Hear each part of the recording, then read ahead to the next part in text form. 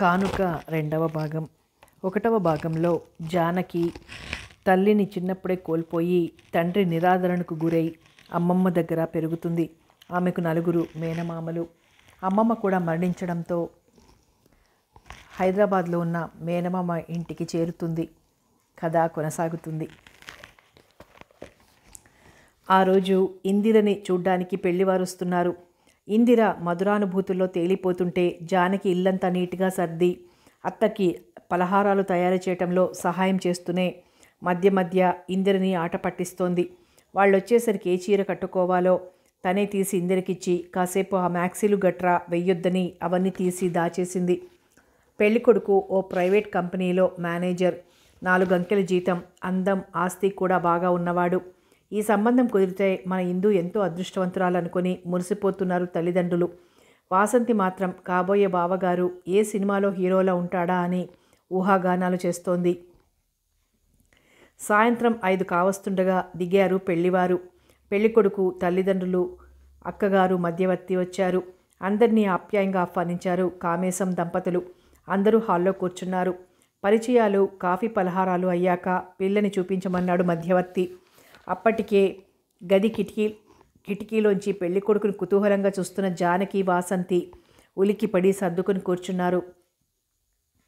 అబ్బా, చక్కగా సినిమాలో హీరోలా ఉన్నాడే ఇందు, ఒక్కసారి కిటికీ సందులోంచి చూడు అని చెయ్యి పట్టి లాగిన జానకిని కళ్ళతోనే వద్దన్నట్టు వారించింది సిగ్గుతో ఇందిర.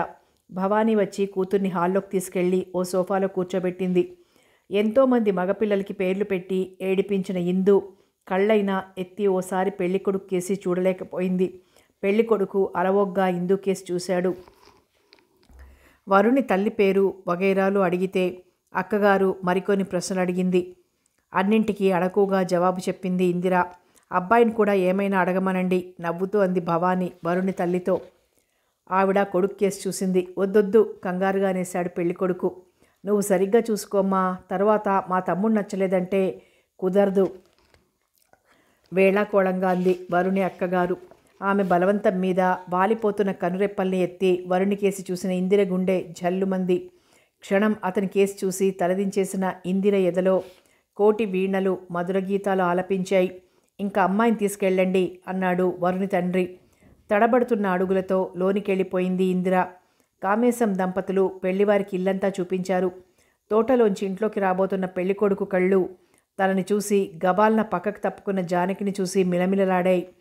కనురెప్పపాటు చూసిన ఆమె రూపం అతని హృదయంలో తిష్ట వేసుకుని కూర్చుంది. అత్త పిలుపు విని లోనికొచ్చిన జానకి కుంకుమ భరిణ తెచ్చి ఆడవాళ్లందరికీ బొట్టు పెట్టింది. మగవారంతా హాల్లో ఉన్నారు. ఈ పిల్ల మా ఆడపడుచు కూతురు, పేరు జానకి. చిన్నతనంలోని తల్లిపోతే మేమే పెంచి పెద్ద చేశాం. సవతి తల్లి పెట్టే ఆరళ్ళు చూడలేక వాళ్ళ మామయ్య తీసుకొచ్చేశారు. తమ ఉదారత, ఆ పిల్ల పేదరికం ఎత్తి చూపుతూ జాలిగా అంది భవానీ. ఆమె కంఠంలోని అహంభావపు ఛాయలు గ్రహించిన తల్లి కూతుళ్ళు ముఖాముఖాలు చూసుకున్నారు. భవానీ మాటలకి జానకి ముఖం తెల్లగా పాలిపోయింది. మౌనంగా అక్కడి నుంచి వెళ్ళిపోయింది. పెళ్లివారు వెళ్ళగానే ఉత్తరం రాస్తామని చెప్పి వెళ్ళిపోయారు. వారు వెళ్ళిన దగ్గర నుంచి వారు రాసే శుభవార్త కోసం ఆతృతగా ఎదురుచూడసాగారు ఇంటిల్లిపాది. ఇందిర మనసంతా గాల్లో తేలినట్టుంది. పదే పదే వరుణి రూపం ఆమె కన్నుల ఎదుట నిలిచి కితకితలు పెట్టసాగింది. తల్లిదండ్రులు కూడా ఎంత కట్నమైనా సరే సంబంధం వదులుకోకూడదు అని నిర్ణయించుకున్నారు. ఆ రోజు నుంచి జానకి మాత్రం కాస్త ముభావంగా ఉంటోంది. కారణం తెలుసు కనుక భవానీ అంతగా పట్టించుకోలేదు. తన ఉత్సాహంలో జానకిలోని ముభావం కనిపెట్టలేకపోయింది ఇందిర. సూర్యం, పిచ్చి విఠల్ కారణం గ్రహించలేక అడిగిన ప్రయోజనం లేదని ఊరుకున్నారు. పోస్ట్ మ్యాన్ కేకతో మేడ మెట్ల మీద జడల్లుకుంటూ నిల్చున్న ఇందిర ఒక్కంగలో దిగి అతని చేతిలోని ఉత్తరం దాదాపు లాక్కుందనే చెప్పాలి. అనుకున్న ఉత్తరం రానే వచ్చింది. వణుకుతున్న చేతులతో విప్పి చదవడం మొదలుపెట్టింది ఇందిర. శ్రీ కామేశం గారికి నమస్కారం. మీ సంబంధం మాకు నచ్చింది. అయితే మీ అమ్మాయితో కాదు, మీ మేనకోడలైన జానకి మా వాడికి అన్ని విధాలా నచ్చింది. మీరు మరోలా అనుకోవద్దు. జానకి పేదపిల్లని ఆలనా పాలనా అన్నీ మీరే చూడాలని మీ శ్రీమతి గారు మా వాళ్లతో చెప్పారట. ఆ పిల్లనైతే పైసా కట్నం కోరకుండా చేసుకుంటాం. మీకు కాస్త భారం తగ్గుతుందనుకుంటాను. మీ అమ్మాయి చదువుకున్న పిల్ల. మీరు కట్న కానుకలు బాగా ఇవ్వగలరు కనుక నా ఎరికలో 2-3 మంచి సంబంధాలున్నాయి. వాటిలో మీ ఇందరికో సంబంధం చూద్దాం. ఒక పిల్లని చూడ్డానికొచ్చి ఆ పిల్లని కాదని మరో అమ్మాయిని కోరడం సభ్యత కాదని తెలుసు. కానీ తప్పనిసరైంది. మీకిష్టమైతే వెంటనే జవాబు రాయండి. లేకుంటే సెలవు. భవదీయుడు వెంకట్రామయ్య. ఉత్తరం పూర్తి చేసిన ఇందిర రౌద్రమూర్తి అయింది. నిప్పులు కురిపించే కళ్ళతో ఓసారి జానకి కేసి తీక్షణంగా చూసి చేతిలోని ఉత్తరం ఉండలా నలిపి మూలకు విసిరి గబగబా మేడమీద గదిలోకెళ్ళి మంచానికి అడ్డంగా పడి బోరుమంది. ఆ పిల్ల కట్టుకున్నవన్నీ గాలిమేడలైనందుకు. ఉత్తరం రావడం, అది చదివిన ఇందిర ఉత్తరాన్ని నలిపి మూలకు విసిరి నిప్పులు చెరుగుతూ మేడ మీదికెళ్ళడం అంతా గమనిస్తూనే ఉన్నారు. కామేశం ఉత్తరం పైకి చదవగానే అంతా నిర్ఘాంతపోయారు. భవాని జానకేసి తీక్షణంగా ఓ చూపు విసిరింది. ఆమె చూపులకు ఏమాత్రం శక్తి ఉన్నా జానకి మసైపోయేది. అత్త విషపు చూపులు, మామయ్య అసహ్యపు చూపులు, ఇందిర క్రోధపు చూపులు చూసిన జానకి మంటల మధ్య చిక్కుకున్న లేత మాధవీలతలా వణికిపోయింది. జానకి ముఖాన్ని 2 చేతుల్లోనూ దాచుకుని తన గదిలోకెళ్ళి బోరుమంది. ఆ పిల్లని ఓదార్చేవారెవరూ లేరు. మొన్న అత్త మాటలకే కుళ్ళిపోతున్న తనకి మళ్ళీ ఈ తుఫానేమిటి? అసలు అతగాడు తనెప్పుడు చూశాడు?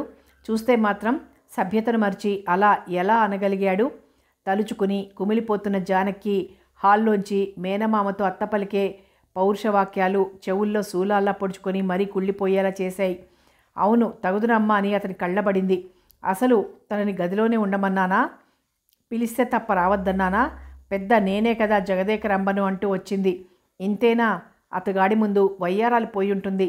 అసలు ఈవిడగారు తోటలోకి ఎందుకు వెళ్ళిందట? చచా, బంగారం లాంటి సంబంధం చేజేతులా నాశనం చేసింది. ఈ మహాతల్లి కంటపడకపోతే మన ఇందు అతనికి ఖచ్చితంగా నచ్చేదే. అయినా ఇప్పుడెన్ననుకుని ఏం లాభం? అయినా ఇదెక్కడుంటే బావుండేడ్చింది గనక చిన్నతనంలోనే తల్లిని చచ్చి పెంచి పెద్ద చేద్దామని తీసుకొచ్చిన తాత అమ్మమ్మను చచ్చే ఇంకా మనల్ని ఉద్ధరించడానికి ఇక్కడికి వచ్చింది మహాతల్లి. తానేం మాట్లాడుతుందో కూడా తెలియనంతగా అదుపు తప్పి విషం కక్కుతోంది భవానీ. తనే బ్రతిమాలి తీసుకొచ్చారనే సంగతి ఆవిడ పూర్తిగా మర్చిపోయింది. అవునే, మనకెందుకే తద్దినమంటే విన్నావా?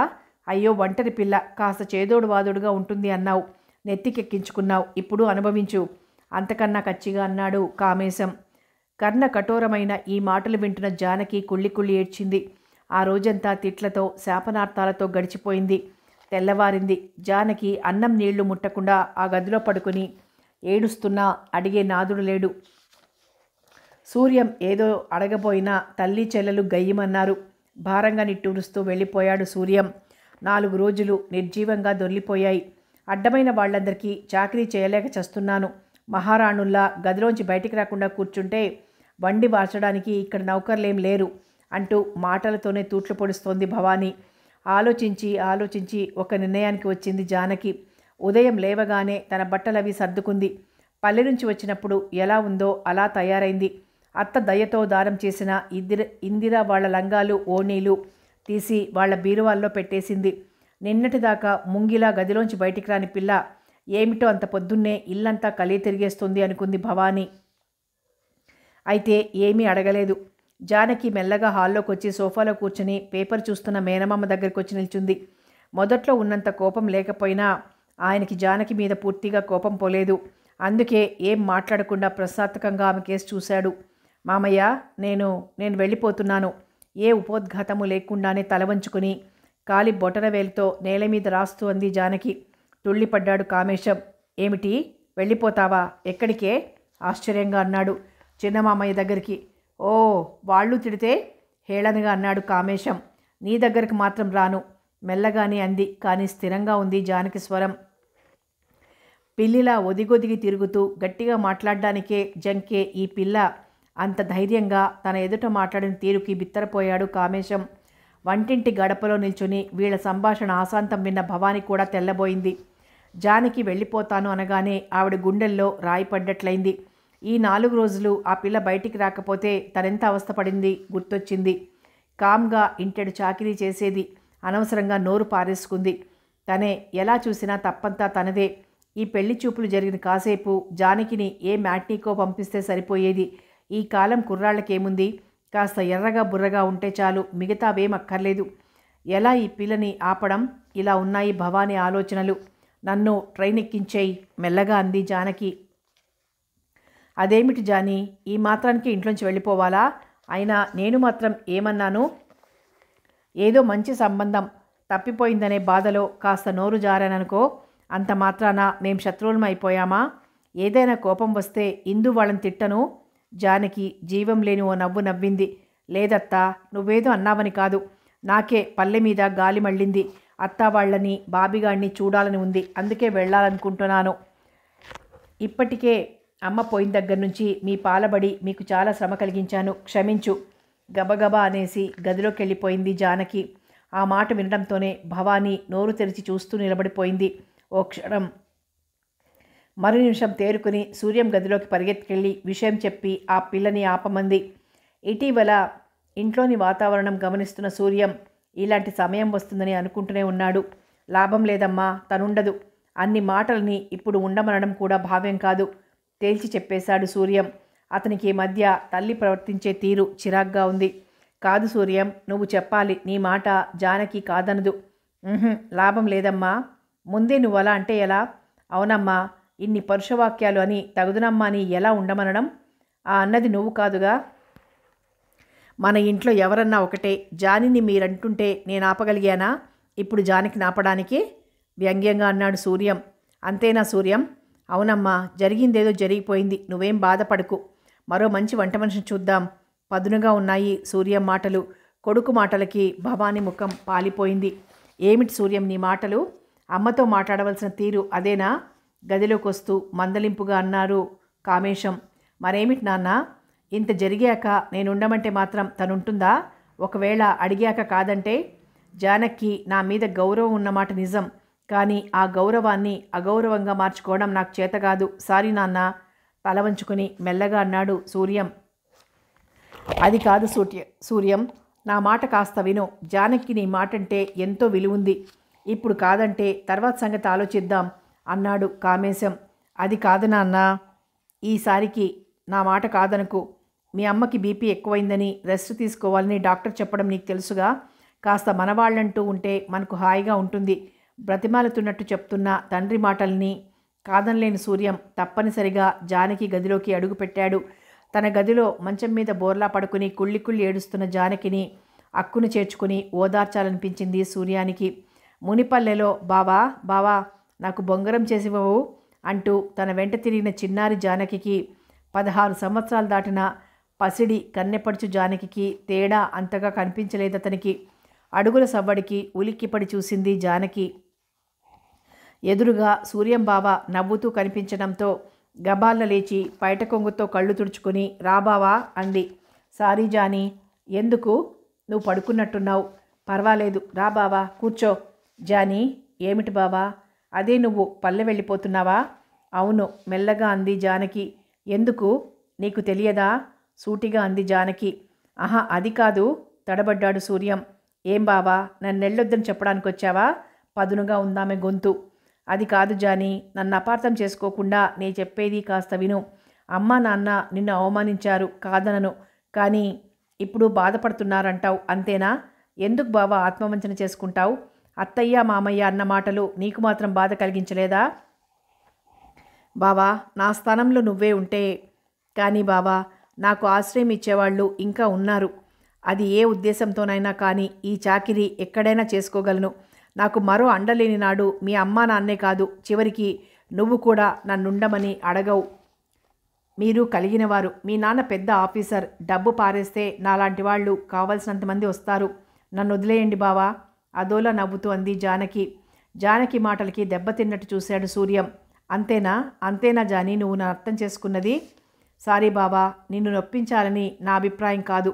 ఏదో బాధతో అలా అన్నాను. కానీ ఈ రాయబారానికి నీ అంతటి నువ్వు రాలేదని మామయ్య వాళ్లే పంపారని నాకు బాగా తెలుసు. కానీ బావా, అమ్మ అమ్మమ్మ తాతయ్య అంతా నా మూలనే చచ్చిపోయారంది అత్త. నువ్వే చెప్పు బావా, నేనంత పాపినా? నేనెక్కడుంటే అక్కడ నాశనం అవుతుందా? పసిపిల్లల అడుగుతున్న జానకిని చూసి చలించిపోయాడు సూర్యం. చచ్చ అదేం కాదు, ఊరుకో. కాదు బాబా, నేను నిజంగా పెళ్ళికొడుకు దగ్గరికి వెళ్ళలేదు. లోపలికి వస్తారేమో అని ఇందుని హాల్లోకి తీసుకెళ్లగానే నేను తోటలోకి వెళ్ళిపోయాను. కానీ వాళ్ళు తోటలోకి కూడా వచ్చారు. అక్కడికి నేను వెంటనే పక్కకు తప్పుకున్నాను కూడా. నువ్వే చెప్పు బావా, ఇందు పెళ్లి చెడగొట్టాలని నాకుందా? వెక్కిళ్ల మధ్య అమాయకంగా అడుగుతున్న జానకిని చనువుగా దగ్గరికి తీసుకుని ఆమె పైటతోనే కళ్ళు తుడుస్తూ, ఛ పిచ్చి పిల్ల, ముందులే, నీ మూలాన ఇందు పెళ్లి చెడనూ లేదు, మరే అనర్థము జరగనూ లేదు. ఒకవేళ అలా అది ఎవరైనా అనుకుంటే వారి పాపాన వారే పోతారు. నువ్వు లే మరి. నువ్వు ఇక్కడ ఉండొద్దులే, రేపే మునిపల్లె ప్రయాణం, సరేనా? ఆప్యాయంగా అంటున్న సూర్యం మాటలకి చలించిపోయింది జానకి. మండు టెండలో నుంచి చల్లని నీడలోకి వచ్చినట్లయింది ఆమెకి. ఇంకలే, రేపే నిన్ను ట్రైన్ ఎక్కిస్తాను, అన్నీ మర్చిపో, వెనుదిరిగాడు సూర్యం. బావా, మెల్లగా పిలిచింది జానకి. ఏమిటి? వెనుదిరిగి అన్నాడు సూర్యం. బావా, నేను ఇక్కడే ఉంటాను, నేను వెళ్ళను, చేతిగోళ్ళు చూసుకుంటూ అంది జానకి. ఆ మాట వినడంతోనే సూర్యం సంతోషంగా వెనక్కి తిరిగొచ్చి జానకి 2 చేతులు పట్టుకొని, thanks Johnny, many many thanks, నా మాటకి నిజంగా చాలా విలువిచ్చావు అన్నాడు. అతని రాక కోసం ఆతృతగా ఎదురుచూస్తున్న తల్లిదండ్రులు సూర్యం బయటికి రాగానే ఏమైందన్నట్టు చూశారు. ఒప్పుకుందమ్మా, కానీ ఒక్క మాట. ఏమిటి? ఆతృతగా అంది భవానీ. ఇంకా ముందెన్నడూ జానకిని అవమానించేటట్టు మాట్లాడకూడదు, అంతేకాదు తను ఇంటర్కి కడుతుంది అన్నాడు సూర్యం. అలాగే, తప్పకుండా చదువుకోమను, ఆ వంకతో పనెగ్గొట్టే పిల్ల కాదుగా. ఇక ముందు ఏ పెళ్లి చూపులైనా జరిగితే జానకిని ఇంట్లో లేకుండా చూస్తే సరి, సంతోషంగానే అన్నారు కామేశం, భవానీ. భవానీకి పెద్ద భారం దించినట్లయింది. రోజులు దొర్లిపోతున్నాయి. మంచి పలుకుబడి ఉన్న కామేశం సూర్యానికి తన ఆఫీస్లోనే ఉద్యోగం వేయించాడు. విఠల్ ఇంట్లో క్షణం ఉండకుండా బయటే తిరుగుతున్నాడు. అతను డబ్బు ఇష్టం వచ్చినట్టు ఖర్చు చేస్తున్నా పిచ్చివాడనుకున్న పెద్ద కొడుకు కాస్త దారిలోకి వచ్చాడు అనుకున్న తల్లిదండ్రులు డబ్బును గురించి అంతగా పట్టించుకోవడం లేదు. ఆ రోజు తరువాత జానకితో ఎవరూ పరుషంగా మాట్లాడలేదు. ఇందిర కూడా పాత సంగతులు మర్చిపోయి జానకితో మామూలుగా ఉండడానికి ప్రయత్నిస్తోంది. భవానీ ఆరోగ్యం మరీ క్షీణించడం మూలాన ఇంటి భారమంతా జానకి మీదే పడింది. ఆ రోజు మధ్యాహ్నం పోస్టు చూస్తున్న కామేశం తుళ్ళిపడ్డాడు. ఆ ఉత్తరంలోని సంగతులు చదివి అందరూ నిర్ఘాంతపోయారు. అందులోని సారాంశం, శర్మ కూతురు దుర్గా ఎవరో క్రిస్టియన్ కుర్రాడితో లేచిపోయిందని, ఆ దిగులుతో భార్య మంచం పట్టిందని, కొన్నాళ్లపాటు జానకిని పంపితే భార్య కోలుకోగానే ఆ పిల్లని తిరిగి పంపేస్తానని మరీ మరీ వేడుకుంటూ రాశాడు శర్మ. ఉత్తరమంతా సానుభూతితో విన్నా ఉత్తరంలో ఆఖరి వాక్యాలు మాత్రం సుతారాము నచ్చలేదు భవానీకి. సాలోచనగా జానకి వైపు చూసింది. ఆ పిల్ల మనసు అక్కడ లేదు. ఈ సంఘటన వింటూనే గతంలోకి పరుగు తీసింది. ఆ రోజు తనకి బాగా గుర్తు. వేసవి సెలవుల్లో మామయ్యలంతా వారి వారి కుటుంబాలతో సహా పల్లెకొచ్చారు. అప్పటికి తనకి 13 ఏళ్ళు. చదువు అది ఏమీ లేని తను ఎవరినైనా అడిగి కథల పుస్తకాలు తెచ్చుకునేది. అప్పుడప్పుడు అమ్మమ్మ పట్నం నుంచి పత్రికలు తెప్పించి పెట్టేది. ఆ ఊళ్ళో తమ ఇల్లే పెద్దది గనక ఓ గది పోస్టాఫీసుకు తీసుకున్నారు పంచాయతీ వారు. పట్నం నుంచి పోస్టు తెచ్చే కుర్రాడు ఒకతను ఉండేవాడు. అతనంటే తామందరికీ ఎంతో ఇష్టం. కాస్త ఖాళీ ఉంటే పిల్లలందరినీ చేర్చి కథలు చెప్పి నవ్వించేవాడు. అతనితోనే అమ్మమ్మ పుస్తకాలు తెప్పించేది. అతను తెచ్చే పుస్తకాల కోసం తను తన ఫ్రెండ్సు ఆతృతగా ఎదురు చూసేవారు. అలాగే అతను ఓ రోజు పుస్తకాలు తెచ్చి గడపలో నిల్చొని, పాపగారు అన్నాడు. అతని కంఠం విన్న వెంటనే చెంగున గెంతుతూ వెళ్ళి అతని చేతిలోని పుస్తకాలు లాక్కుంది. ఎక్కడి నుంచి చూశారో శర్మ మామయ్య జానీ అంటూ ఒక్క అరుపరిచాడు. ఆ అరుపుకి ఆ కుర్రాడు తను కూడా ఉలిక్కిపడ్డారు. ఏమిటవి? కళ్ళల్లో నిప్పులు కురిపిస్తూ అన్నాడు మామయ్య. పుస్తకాలు తడబడింది తను. ఎందుకు? కొట్టినట్టే అడిగాడు. పత్రికలు చదువుకోవడానికి మెల్లగా అంది తను. నోర్మై, సిగ్గులేక ఇంకా మాట్లాడుతోంది. చదువుకోవాలంటే ఏ భారతమో భాగవతమో చదువుకో, అంతేగాని పరాయి మగాణ్ణి పుస్తకాలు తెమ్మనటం, అతడి మీద పడి లాక్కోవడం, హవ్వా, ఇదేమైనా బావుందా? ఏమయ్యా చిన్నపిల్ల, దానికి బుద్ధి లేకపోతే మాత్రం నీ బుద్ధి ఎక్కడికి పోయింది అంటూ అతన్ని పట్టుకుని దులిపేశాడు మామయ్య. ముందు అతనికి మామయ్య మాటలు ఏమాత్రం అర్థం కాలేదు. అర్థమయ్యాక అవమానంతో సిగ్గుతో కృంగిపోయాడు. అది కాదు సార్, ఏదో చెప్పబోతున్న అతని మాటలు ఖండించి, చాల్చాలే పో ముందిక్కడి నుంచి, ఈసారి ఎప్పుడైనా మా పిల్లతో మాట్లాడావా జాగ్రత్త అని గర్జించాడు. అంతా విన్న అమ్మమ్మ తెల్లబోయింది. ఏమిట్రా శర్మ, నీకు మతిపోయిందా? పసిదాని మీద అలాగేనా ఎగరడం? అయ్యో, ఆ పిల్లాడెంత బుద్ధిమంతుడు. ఆ పుస్తకాలు నేనే తెమ్మన్నాన్రా. దానికి తోచక ఏడుస్తుంటేను. మంచివాడివే, ఇంకెప్పుడు అలా నోరు పారేసుకోకు. అయినా ఆ పసిదాన్ని అలా అనడానికి నోరెలా వచ్చిందిరా? అమ్మమ్మ కడిగేసింది. బావుంది. తోచకపోతే ఆ కుర్ర విధవ తెచ్చే పుస్తకాలే కావాలా? నీ దగ్గర ఎన్ని పుస్తకాలు లేవు? పతివ్రత కథలు, రామాయణం. అతని మాట పూర్తి కానేలేదు. చాలు, ఇంకాపు నాయనా. పతివ్రతల కథలు, రామాయణాలు చదివే వయస్సైనా దానిది? ఆ పుస్తకాలు మీ ఆవిడైనా చదువుతుందా? దుర్గా అవేవో నవళ్ళు తెచ్చుకుందే. దానికి చెప్పకపోయావా రామాయణాలు చదవమని? అయినా బుద్ధులు మంచివవ్వాలి గాని పుస్తకాలు చదివినంత మాత్రాన బాగుపడరు, చెడిపోరు తీక్షణంగా అంది అమ్మమ్మ. ఆహా, దుర్గకి రాని అష్టకం లేదు. గీత మొత్తం కంటతా వచ్చు తెలుసా? గర్వంగా అన్నాడు మామయ్య. కొడుకు మాటలకి చిన్నగా నవ్వింది అమ్మమ్మ. పోన్లే నాయనా, దాని ఆలనా పాలనా చూడ్డానికి నేనింకా బ్రతికే ఉన్నాను. ఇక్కడ లేడు గాని దాని తండ్రి బాగానే ఉన్నాడు. అయినా రాతలనెవరు తప్పిస్తారు? దాని రాత ఎలా ఉంటే అలా జరుగుతుంది. నీ కూతురిలా భాగవతాలు గీతలు చదవకపోయినా ఈ పల్లెటూరులో కాకమ్మ కబులు చెప్పుకోకుండా ఈ పుస్తకాలతో కాలక్షేపం చేయడం ఎంతో నయం. అమ్మమ్మ మాటలకి తెల్లబోయాడు మామయ్య. పోన్లే నాకేం, ఏదో మేనమామను గనక చూస్తూ ఊరుకోలేకపోయాను. తర్వాత ఏదైనా కొంప మీదకొస్తే వస్తే రానివ్వండి. మధ్య మీకేం నాకేం, ఆ రోజున గాని వీళ్ళందరికీ తెలిసి రాదు. ఏదో ఓ రోజు మన పరువు కాస్త నట్టేట ముంచేసి. కోడలి మాట పూర్తి కానేలేదు. కమలా, గర్జించింది అమ్మమ్మ. ఇంకొక్క మాట మాట్లాడితే మర్యాద దక్కదు, జాగ్రత్త. సెలవులు 4 రోజులు హాయిగా ఉండి వెళ్ళాలంటే ఇలాంటి మాటలు మీ నోట రాకూడదు. అభం శుభం ఎరగని పసిపిల్లని ఆరడి పెడితే సహించను, బాగా గుర్తుంచుకోండి. అమ్మమ్మ ఉగ్రరూపం చూసిన కొడుకు కోడలు మరీ నోరెత్తడానికి ధైర్యం చాలక ఏదో గొణుక్కుంటూ అక్కడి నుంచి తప్పుకున్నారు. ఆ సంఘటన మొత్తం కళ్ళకి కట్టినట్లు గుర్తొచ్చి జానకి చచ్చే నవ్వొచ్చింది. సోఫా కానుకొని పిచ్చిదాన్లా విరగబడి నవ్వుతున్న జానకిని చూసి తెల్లబోయారంతా. జానీ, కంగారుగా పిలిచాడు కామేశం. గతంలోంచి వాస్తవానికి వచ్చిన జానకి తన ప్రవర్తనకి చెప్పలేనంత సిగ్గుపడిపోయింది. సారీ మామయ్య, ఏదో గుర్తొచ్చింది నొచ్చుకుంటూ అంది. ఆ గుర్తొచ్చిందేమిటో కామేశం దంపతులు గ్రహించారు. ఏమ్మా జానకి, నీ అభిప్రాయం ఏమిటి? వెళ్తావా అన్నాడు కామేశం మాట మారుస్తూ. వెళ్తాను మామయ్య, తప్పకుండా వెళ్తాను. ఇలాంటి సమయంలో ముఖం చాటేస్తే ఇంక బంధుత్వానికి విలువేముంది? మనస్ఫూర్తిగానే అంది జానకి. భవానీకి మనసులో అంతగా ఇష్టం లేకపోయినా చూసేవారికైనా బావుండదని, అది టెంపరీ అడ్జస్ట్మెంట్ కాబట్టి అభ్యంతర పెట్టలేదు. జానకి తిరిగి రాగానే విఠల్తో పెళ్లి సంగతి కదపాలని కూడా అనుకుంది. మధ్య వచ్చిన మతి చాంచల్యం మధ్యలోనే పోయింది గనక విఠల్ని చేసుకోవడానికి జానకి ఎలాంటి అభ్యంతరం ఉండదని ఆవిడ నమ్మకం. జానకిని ట్రైన్ ఎక్కించి తమ్ముడికి టెలిగ్రామ్ ఇచ్చాడు కామేశం. ఆ టెలిగ్రామ్ చూసుకుని శర్మ స్టేషన్కి వచ్చి జానకిని ఇంటికి తీసుకెళ్లాడు. పులిలా ఉండే శర్మ మామయ్య పిల్లిలా అయిపోవడం చూసిన జానకి మనసు అదోలా అయిపోయింది. ఇంట్లో అడుగుపెడుతున్న జానకి కాళ్ళు వణికాయో క్షణం. విషయం ఎవరి ద్వారానో విన్న రామచంద్రం కుటుంబం అప్పటికే వచ్చున్నారు. మంచాన్ని అంటిపెట్టుకున్నట్లున్న కమలత్తను చూస్తే చాలా జాలేసింది జానకి. జానకిని చూడగానే, చూసావా జానీ, దుర్గ ఎంత పనిచేసిందో? ముఖం చేతుల్లో దాచుకుని గొల్లుమంది. ఏమని ఓదార్చాలో అర్థం కాని జానకి అత్త మంచం మీద కూర్చుని ఆమె వీపు మీద చేయి వేసి నిమురుతూ మౌనంగా ఉండిపోయింది. పక్కనే కుర్చీలో కూర్చున్న 3వ తాహల్య సన్నాయి నొక్కులతో అగ్నిలో ఆజ్యం పోసినట్టు మాట్లాడుతోంది. అవునే జానీ, అది ఎంత బరితెగించిందో చూసావా? పిదపకాలం కాకపోతే వయసేం మించిపోయింది చెప్పు. అప్పుడే దానికి ఆ బుద్ధి పుట్టడానికి. అయినా మనది ఎలాంటి వంశం? నిప్పులాంటి వంశానికి ఈనాడు ఏ దశ పట్టిందో చూడు. హవ్వా, వాడు మరీ కిరుస్తానివాడే. ఆఖరి వాక్యం స్వరం తగ్గించి మెల్లగా అంది. పోనీ అత్త, జరిగిపోయిన దాన్ని ఇంకా తవ్వుకోవడం దేనికి? మెల్లగా అంది జానకి.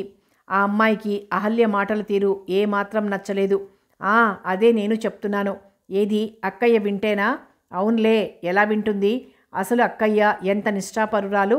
నిప్పు కడిగే పూర్వాచార పరాయణుల ఇంట పుట్టి హఠాత్తుగా పరువు బజార్న పడితే ఎవరు మాత్రం తట్టుకోగలరు?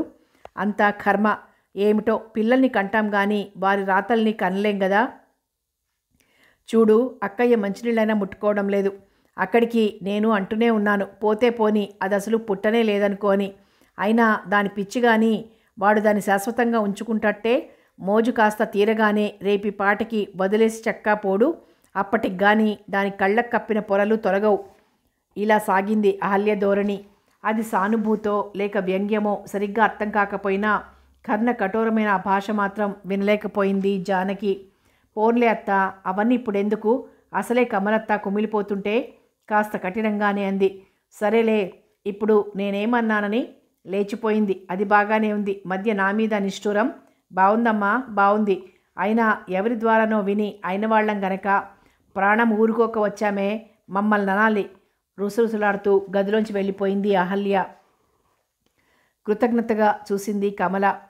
ఆమె కన్నుల్లోంచి నీరు జారి దిండును తడిపేస్తోంది.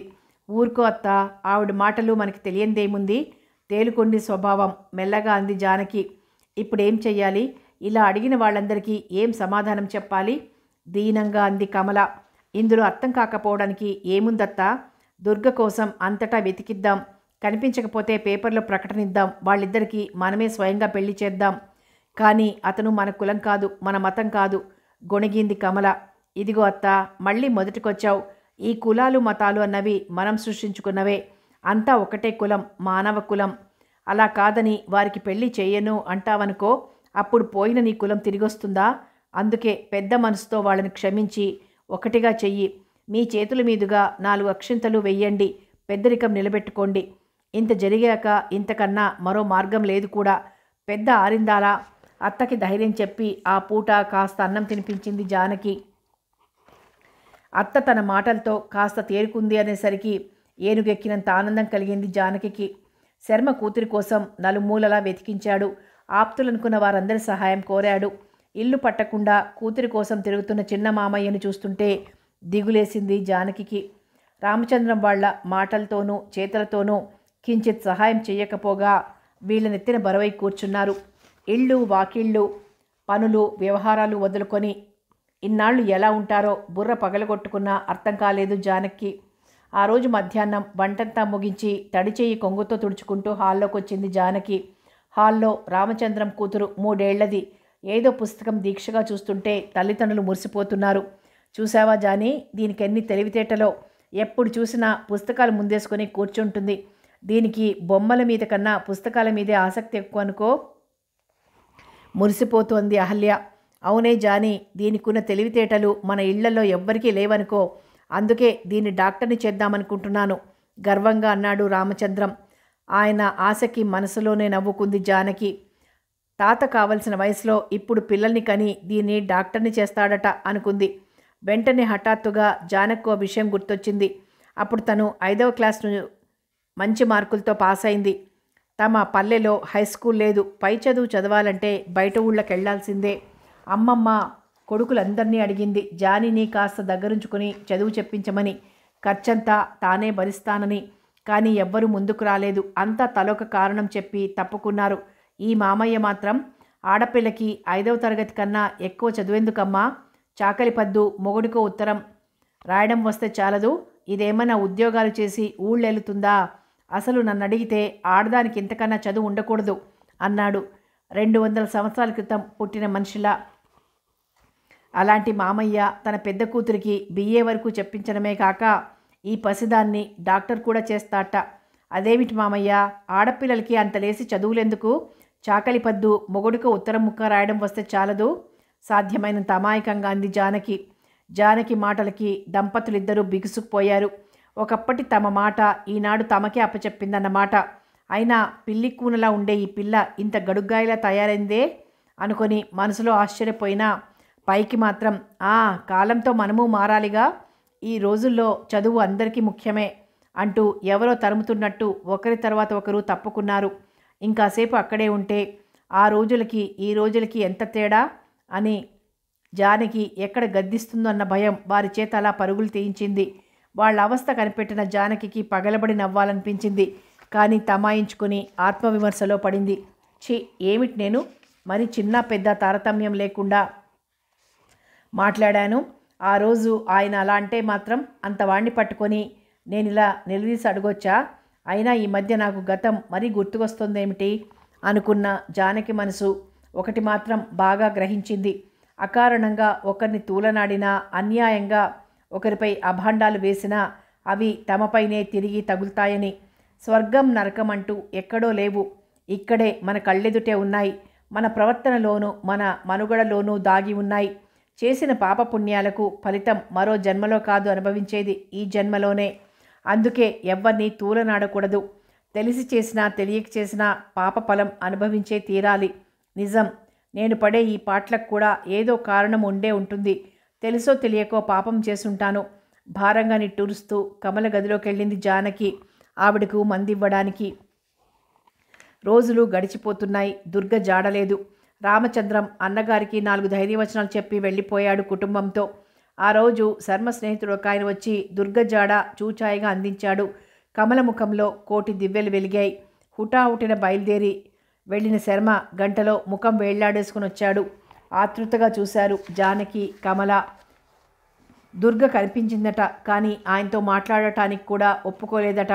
తండ్రి చెప్పే ఒక్క ముక్క కూడా వినిపించుకోకుండా తలుపులు బిడాయించుకొని కూర్చుందట. బయట కూర్చుని విసిగిపోయి వచ్చేశారట. మీరు వాళ్ళనేమీ అనలేదు కదా? అనుమానంగా అడిగింది కమల. జాలిగా చూశాడు శర్మ భార్య కేసి. లేదు కమల, నాకు మాట్లాడే అవకాశమే ఇవ్వకుండా నన్ను చూడగానే తలుపులు వేసేసుకుంది అన్నాడు. అతనికి భార్య ముఖంలోని దైన్యతకి ఎంతో జాలేసింది.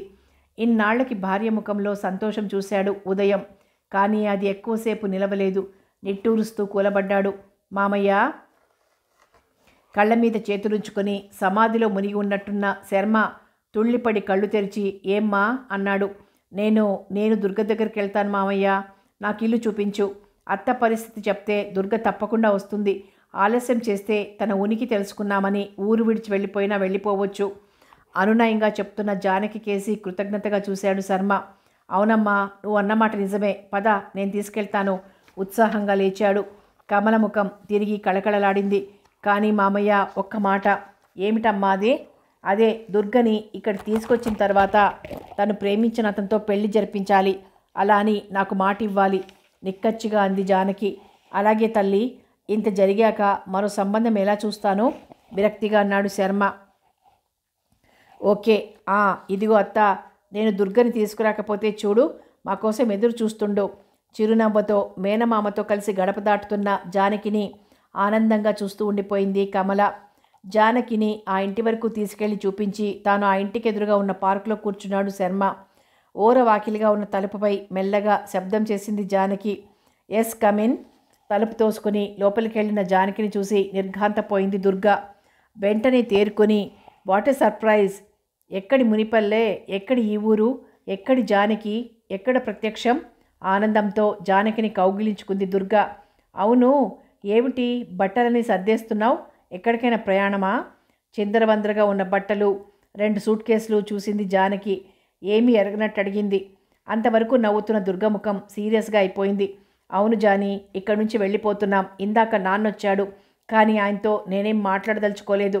బహుశా నాన్న నీకు చెప్పే ఉంటారు. మళ్ళీ ఏ క్షణానైనా ఆయన రావచ్చు, అందుకే వెళ్ళిపోతున్నాం అంది. అదేం దుర్గా, మామయ్యతో ఒక్క మాట కూడా మాట్లాడదలుచుకోలేదా? కన్న తండ్రి ఇల్లెతుక్కుని వస్తే ముఖాన్నే తలుపులు వేసి ఇలా నీలాంటి వాళ్ళుంటారని నాకిన్నాళ్ళు తెలియనే లేదు. అది నీ మనసుకేం బాధ కలిగించలేదు? బాధతో జానకి గొంతు వణికింది. జానకి మాటలకి దుర్గా పక్కున నవ్వింది. పిచ్చి జాని, నువ్వేం మారలేదే, పాత పల్లెటూరు పిల్లవే. ఏదో పెదనాన్న దగ్గరుండి మెట్రిక్ పాస్ అయి అంతటితో ఆగక ఇంటర్కి కూడా వెళ్తున్నావని, మహా స్టైల్గా తయారయ్యావని అన్నారు మన వాళ్ళంతా. ఓహో, అదంతా వట్టిదన్నమాట వేళాకోళంగా అంది దుర్గ మాటలకి జానకి నవ్వలేదు. సరికదా, ఇంకా గాంభీర్యంగా, అవును దుర్గా, నేనేం మారలేదు, పూర్వపు పల్లెటూరు జానకినే. కానీ దుర్గా, నువ్వు మాత్రం పూర్తిగా మారిపోయావే. అంటే ఆనాటి దుర్గలో ప్రేమాభిమానాలు తొణికిసలాడేవి. ఈనాటి దుర్గలో వాటి ఛాయలు లేవు. పైగా స్వార్థం తొంగి చూస్తోంది. అమ్మని క్షణం వదలని దుర్గా ఆమె ఏమైపోతుందో అని కూడా చూడకుండా ఇల్లు వదిలి వెళ్ళిపోయింది. పైగా తండ్రి తనంతట తాను వెతుక్కుంటూ వస్తే కనీసం అమ్మ ఎలా ఉంది అని ఆయన అడగకుండా ఆయన ముఖాన్నే తలుపు వేసుకుంది. ఊళ్ళో ఉంటే మళ్ళీ ఎక్కడొస్తాడో అని నిర్దాక్షిణ్యంగా ఊరు విడిచిపోతోంది. బాగుంది, చాలా బాగుంది మార్పు. ఆవేశంగా తడబడింది జానకి. జానీ, బాధగా అంది దుర్గ. అవును దుర్గా, నిజం ఎప్పుడు చేదుగానే ఉంటుంది. రేపు నీకు పిల్లలు పుడతారు. వారిలా చేస్తే ఎలా ఉంటుందో ఒక్కసారి ఊహించు. పాపం అత్తయ్య, అన్నం నీళ్లు మాని కుళ్ళి కుళ్ళి ఏడుస్తుంటే భరించలేని మామయ్య తప్పనిసరిగా నన్ను పిలిపించాడు. ఆవిడ పరిస్థితి తలుచుకుంటే నాకే కడుపు తరుక్కుపోతోంది. కన్న కూతురివి, నీకేం బాధగా లేదా? అవునులే, నీకేం బాధ? నువ్వు కోరుకున్న వ్యక్తి నీ ఎదుటే ఉన్నాడు. ఇంకా అమ్మ నాన్న ఉంటేనేం, చస్తేనేం? కోపం నిష్ఠూరం కలిసిన గొంతుతో అంటున్న జానకిని వారించింది దుర్గా. నీకు తెలియదు జానీ, అసలు నాన్న ఎందుకొచ్చాడో తెలుసా? ఎందుకు? వేరే పెళ్లి చేయడానికి. కళ్ళు తుడుచుకుంటూ మరీ చిన్నపిల్లలా అంటున్న దుర్గని చూసి చిన్నగా నవ్వింది జానకి. పిచ్చి పిల్ల, అందుకు కాదు ఆయన వచ్చింది. మరెందుకు? నిన్ను అతన్ని ఇంటికి తీసుకెళ్ళడానికి. నేను నమ్మను. అదేం? ఆ రోజు అతను మన ఇంటికొచ్చి నాన్నతో మా విషయం చెప్పినప్పుడు నాన్న ఏమన్నారో తెలుసా? ఏమన్నాడు? ఆస్తి చూసి అమాయకురాలైన మా అమ్మాయిని మోసం చేస్తావా? మా కులమేమిటి, నీ కులమేమిటి? నా కంఠంలో ప్రాణం ఉండగా ఈ పెళ్లి జరగదు. మళ్ళీ ఈ ఛాయలకు వచ్చావో జైలు పాలవుతావు, జాగ్రత్త అన్నాడు. అతను ఇంకేదో అనబోతుంటే మెడబెట్టి గెంటెంత పనిచేశాడు. అటు వస్తున్న నన్ను ఈడ్చి గదిలో పడేశాడు. అమ్మ ఏడవడం మినహా ఏం చేయలేకపోయింది. ఆ తరువాత ఎలాగో తప్పించుకొని బయటపడ్డాను. విషయమంతా అతనితో చెప్పి దైవ సాన్నిధ్యంలో అతన్ని పెళ్లి చేసుకున్నాను. అతడు క్రిస్టియన్ అయినా నా ఇష్టానికి ఏనాడు అడ్డురానని ముందే ప్రామిస్ చేశాడు. నాన్నకి ఎలా తెలిసిందో వచ్చేశారు. నన్ను లాక్కుపోతారన్న భయంతో ఆయనతో మాట్లాడలేదు. వివరంగా చెప్పింది దుర్గా. అయిపోయిందేదో అయిపోయింది. ఇప్పుడు మాత్రం మామయ్య మిమ్మల్ని తీసుకెళ్ళడానికే వచ్చాడు అంది జానకి. నిజమా జానీ? ఆనందంగా అంది దుర్గా. 100కి 100 పాళ్ళు నిజం. అది సరే దుర్గా, ఏ ఆధారం లేకుండా వెళ్ళి ఏం చేద్దామనుకున్నారే? అతనికి ఆ ఉద్యోగం లేదు, ఆస్తిపాస్తులు లేవు. ఇదేమైనా సినిమానా? చేతిలో పైసా లేకపోయినా టెర్లిన్ బట్టలు కట్టుకొని పార్కుల్లో డ్యూయట్లు పాడుకోవడానికి అంది జానకి ఆరిందాల. జానకి ఎంత ఎదిగింది! ఆశ్చర్యంగా కళ్ళు పెద్దవి చేసి చూసింది దుర్గా. ఏమిటలా చూస్తున్నావు? మరేం లేదు, నాకన్నా చిన్నపిల్ల జానీ ఎంత లోతుగా ఆలోచించిందా అనుకుని ఆశ్చర్యపోతున్నాను నవ్వింది దుర్గా. ఓ, అన్నట్టు మీ కథానాయకుడేడే? కుతూహలంగా అడిగింది జానకి. బయట ఏదో పని చూసుకొని కాఫీ టిఫిన్ తెస్తానని వెళ్ళాడు, వచ్చేస్తాడు. అయితే నేను వస్తాను, అతను రాగానే వచ్చేస్తారుగా లేస్తూ అంది జానకి. అంతా కలిసి వెళ్దాం ఉండు. సో నాకు పార్క్లో కాస్త పనుంది. పార్క్లోనా? వింతగా చూసింది దుర్గా. అవును, పార్క్లోనే అంటూ గుమ్మం దాటబోయిన జానకి టక్కు నాగిపోయింది. గుమ్మంలో శర్మ నిల్చుని ఉన్నాడు. ఓ మామయ్య అంది జానకి. అవునమ్మా, వచ్చేశాను. తండ్రి మాటలు విన్న దుర్గా గబాల్న తండ్రి కాళ్ళు చుట్టేసింది. ఆ సమయంలో వచ్చిన రాబర్ట్ గుమ్మంలో మామగారిని చూసి బిత్తరపోయాడు. అతని భయానికి నవ్వుకున్నాడు శర్మ. జానకి కథంతా వివరించడంతో రాబర్ట్ తేరుకున్నాడు. అందరూ ఇల్లు చేరారు. చిక్కి శల్యమై ఉన్న తల్లిని చూసేసరికి పుట్టెడు దుఃఖం వచ్చింది దుర్గకి. ఏడ్పులు ఓదార్పులు అయ్యాయి. వారం రోజుల్లో కమల పూర్తిగా కోలుకుంది. దుర్గ వివాహం 2 పూలదండలతో రిజిస్ట్రార్ ఎదుట జరిపించేసి ఆ పైన పార్టీ అరేంజ్ చేసి వారంతా వచ్చి వధూవరులను ఆశీర్వదించాక తేలిగ్గా ఊపిరి పీల్చుకున్నారు శర్మ దంపతులు. ఇంతలో అన్నగారి దగ్గర నుంచి ఉత్తరం వచ్చింది శర్మకి, జానకిని పంపమని. జానకి చిన్నగా నిట్టూర్చింది. జానకిని పంపడానికి అందరూ స్టేషన్కి వచ్చారు. ఈసారి మా ఇంటికి తప్పక రావాలి. మీరు చెప్పకపోతే మామయ్య మా పెళ్ళికి ఒప్పుకునేవారే కాదు నవ్వుతూ అన్నాడు రాబర్ట్. తప్పకుండా వస్తాను. జానకి కూడా నవ్వింది. ట్రైన్ ఎక్కాక అందరికీ మరోసారి వీడ్కోలు చెప్పింది జానకి. ట్రైన్ కదిలింది. కథ కొనసాగుతుంది.